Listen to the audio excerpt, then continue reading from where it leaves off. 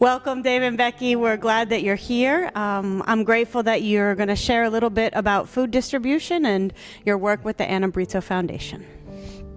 So, right after we retired, happened to be COVID, and so COVID had just started. We were struggling with what we were able to do during COVID, and heard that the church was trying to start something to be able to provide food to people that were food insecure because they'd lost their jobs, they'd lost work, etc. for COVID. And so we tried to jump in and see what we could do, and had no idea what we were doing, but we just kind of kept volunteering for whatever needed to be done. And the program is intended, I think, probably last a few weeks or maybe a few months, and then COVID was going to be over, we were sure. But of course, here it's 6 years later now. The program has amazingly not found a dearth of need in the community. There continues to be people that need food, and we have just been so grateful to be able to be part of this program, because we do a variety of different things, but probably the most meaningful is when we actually deliver boxes to people's homes, and they are just so happy to see us and so grateful, and you can tell that there continues to be real need in the community and people that are hungry, and so that the food boxes that we're able to provide really do make a difference in their lives. And the Anna Brito Foundation, definitely helps. We are lucky enough.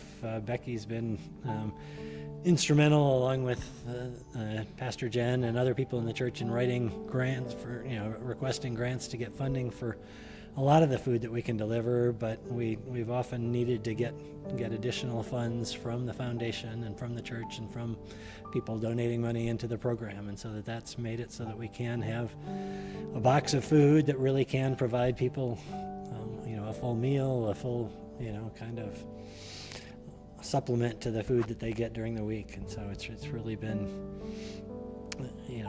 good for us to be able to participate in this, because we've been able to see the church really making a difference in the community. And part of the blessing is that we work with community partners. So food is one aspect of what people need, but they also need English language classes, they need medical referrals, they need help applying for SNAP benefits. And so the fact that we can provide them with food takes one of the things off their to-do list, and hopefully in working with our partners, they can reach other needs of the family. So it's a more holistic help rather than just, here's food. I mean, food's important, but there's a whole list of challenges that the community's dealing with now. So this is one piece of it. Can you tell me a little bit about where the food comes from that we're able to distribute? We get it from a variety of sources. There's one of the sources that's really been a godsend is that the Department of Agriculture, since COVID, has a program where they're able to source food that perhaps farmers have excess of and support their marketplace, but they can provide it to people that need it. Programs like this that we were able to submit our need, and they provide food to us for free, and so that's been really important. In addition to that, Montgomery County offers a grant program through MANA that we've applied for grants, and that's provided a wider variety of things. The Department of Agriculture TFAP program has a very limited set of things they provide, but what they do provide has been very important. But MANA allows us to order a much wider variety of different kinds of food. And then we get food recoveries from grocery stores. We get food donations from people, in the congregation, etc. And then sometimes we have to go out and buy additional food from, as I said, money that's donated through Anna Brito Foundation. And can you tell me what is in the food boxes, or what you think are some of the most important pieces that are included?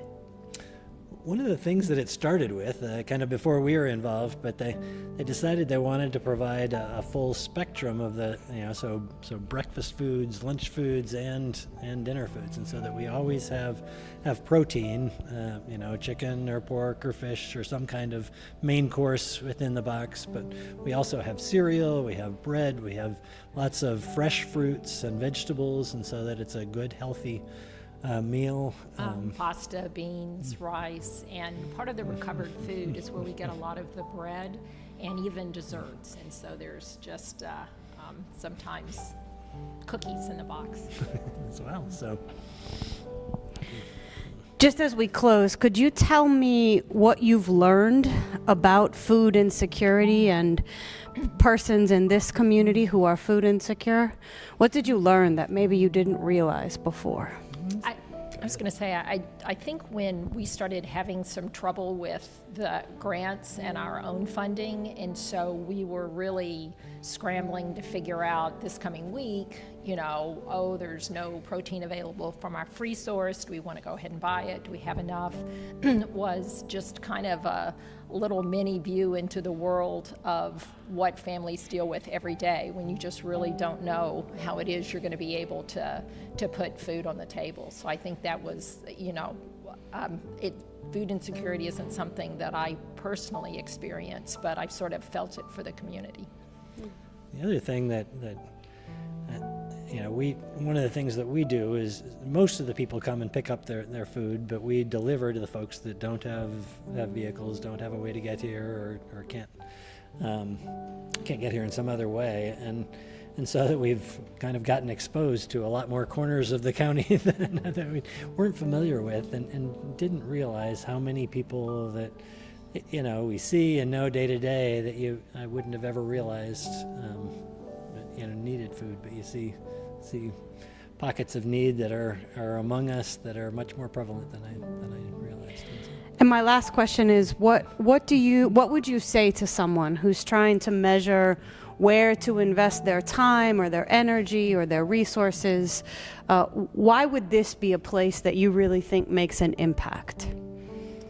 The biggest thing I'd say is do something, because it's just so, it just feels so good every day. You kind of think this might be a chore, but we come out of it feeling better than we did going in, and so find a spot that's meaningful to you and do something that you can do, and it makes a difference.